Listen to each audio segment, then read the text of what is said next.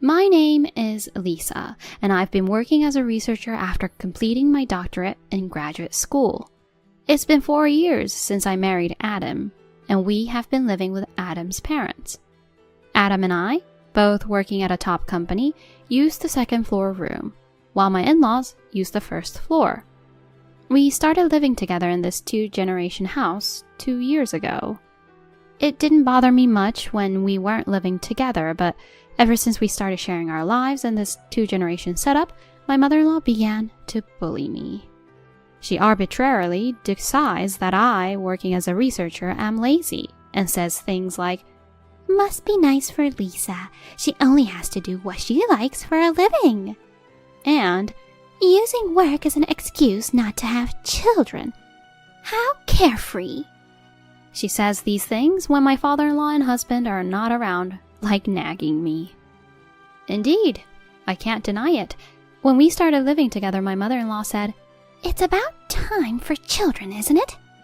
I discussed it with my husband and told her that we weren't considering children yet.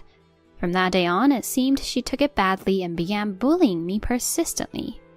When I try to go out on my day off, I find my shoes, which I had prepared at the entrance, have been stepped on and dirtied by someone. But when I ask my mother-in-law, she just says, "I don't know. Don't blame others." On my days off, which are weekdays, it's just my mother-in-law and me. It's obvious that the only person who could harass me with my shoes is her. Even though she knows I have plans on my days off, she insists, "Make lunch before you go out." And when I do as told, she complains. "It's disgusting. Too salty. I might die. Go make it again." Even when I adjust the salt and try to make it bland, she complains. "It's too bland and tasteless." It seems she's dissatisfied with whatever I do. My mother-in-law completely misunderstands my job as a researcher, thinking I just do what I like for a bit of money. "You're lucky, being a researcher and all. Your salary isn't that great, right? Using the money Adam works so hard for just to play around. What a life you have." Whenever I plan to go out on my day off, she says such things until the last minute before I leave the house. And it's not just on my days off. On work days, I'm the last to leave the house. As I'm putting on my shoes at the entrance, she stands behind me, looking down and grumbling. It's impressive how she can say the same thing every single day. It became such a daily occurrence that I started to care less. Well, it would have been better if it was just at home where I was being told off, but one day I found out something. My mother-in-law was bad-mouthing me to the neighbors. "Our daughter-in-law just does whatever she likes, making Adam work all the time. She hardly does any housework. Such a lazy daughter-in-law." All untrue. She must know that I hang the laundry in the garden, yet she was speaking ill of me to the neighbors on the other side of the fence. I was furious when I realized she had been speaking about me to the neighbors, perhaps intentionally loud enough for me to hear. In the neighborhood, I'm seen as the daughter-in-law who gallivants despite earning little, who deliberately avoids having children, who can't do household chores properly, and who makes only her husband work. I ended up being perceived with such an unfair negative impression. Indeed, my husband and I both work, so we only clean our rooms on the weekends. But our living space and my in-laws' living space are completely separate on the first and second floors, so we shouldn't be causing any trouble. Despite this, my mother-in-law is probably dissatisfied with everything no matter what I do, since she dislikes my being. So, she bullies me every chance she gets, and spreads these words to the neighbors. My husband and I have always liked cleanliness, and we have minimal furniture in our room. Because we keep things to a minimum, we can maintain cleanliness without cleaning every day. Yet, my mother-in-law says things like, "Adam is to be pitied if you don't clean the room," and "Don't you notice the dust?" This made me wonder, why does my mother-in-law know about the dust in our room? When I subtly asked my mother-in-law about it, she clearly became agitated and insisted, "I just happened to see inside your room on the second floor when I was cleaning the stairs. You have so much free time. You should at least clean properly. Our room is always closed, so it shouldn't be visible from the outside. But when I pressed further, my mother-in-law got angry and locked herself in her room, leaving the truth unknown. It seems that in my mother-in-law's eyes, her son, Adam, who graduated from a prestigious university and works at a top company, sets the standard.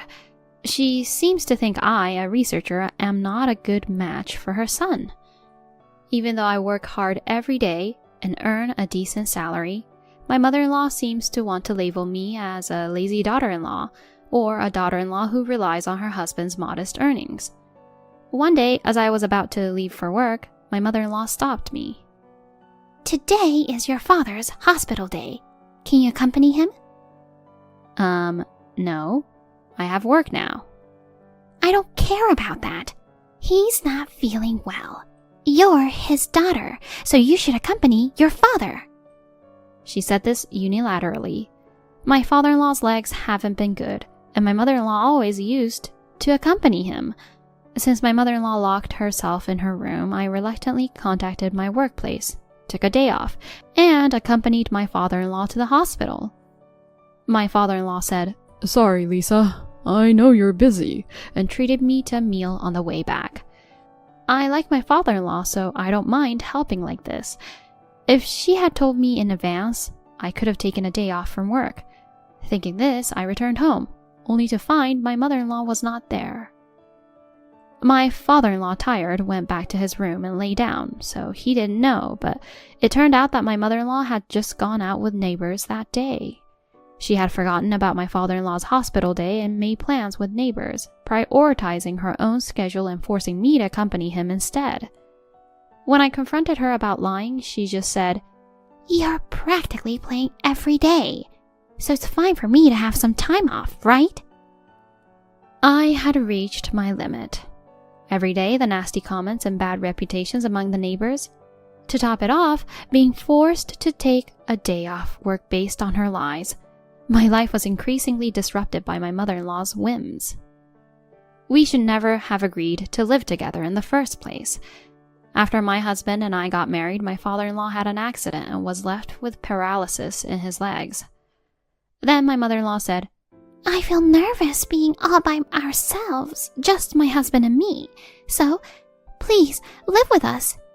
So 2 years after our marriage, we built this 2-generation house and decided to live with my in-laws. Back then, my mother-in-law said, "You don't have to adjust your life to ours. Just being the same place is enough."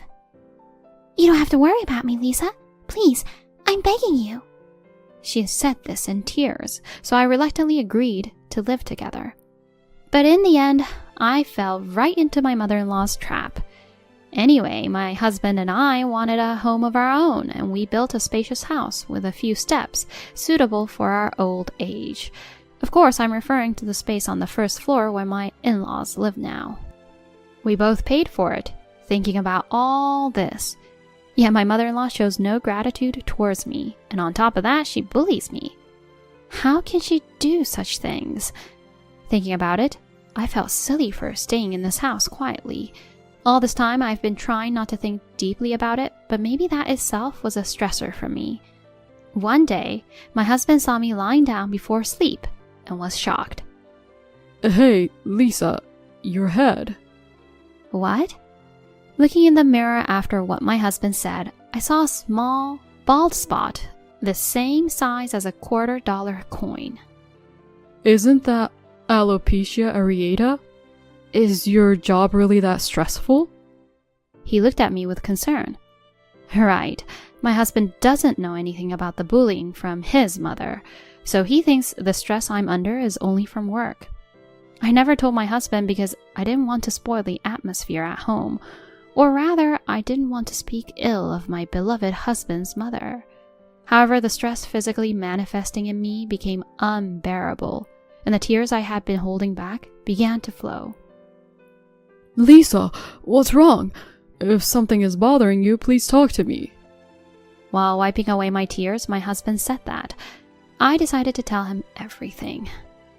I want to be reimbursed for the entire cost of building this house. When I said this, my husband's eyes widened in shock and he exclaimed, "What? Why are you saying this all of a sudden?" However, after I finished telling him everything about the past 2 years since we started living together, he was in tears. "I see. All this has been going on for 2 years. I'm sorry. I didn't notice anything. It must have been tough for you, Lisa." He said this and hugged me. It seemed he understood my feelings and said, "Let's go talk to my parents right away." He took my hand and we headed downstairs. "Dad, Mom, we need to talk." He said this and sat opposite his parents. I sat next to him facing forward. As my husband rubbed my back, I took a deep breath and said, "I can't tolerate Mother's bullying anymore.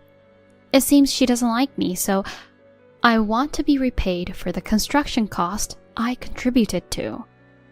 The in-laws were shocked, especially my mother-in-law, who started to panic. My father-in-law, confused, asked, "What do you mean?" So I told him everything I had just told my husband, including the incident when I accompanied him to the hospital, and my mother-in-law was actually out with neighbors. This made my father-in-law visibly angry, even though he didn't say anything. Sensing this, my mother-in-law desperately said, "But Lisa hardly earns anything, right? The cost for this house was almost all paid by Adam." Then my husband firmly replied, "Mom, just so you know, Lisa earns the same or even more than me. Her research is commissioned by the county and the nation. It's a very honorable job, yet you arbitrarily decide she doesn't earn much." However, my mother-in-law was stubborn. "Even if that's true, this daughter-in-law deliberately avoids having children to spite me. What an ungrateful person!" "That's not it." Before I could explain, my husband interrupted. "The decision about children was made by both of us. It's not about deliberately not having them or infertility. We want to focus on our careers right now. It's none of your business, Mom."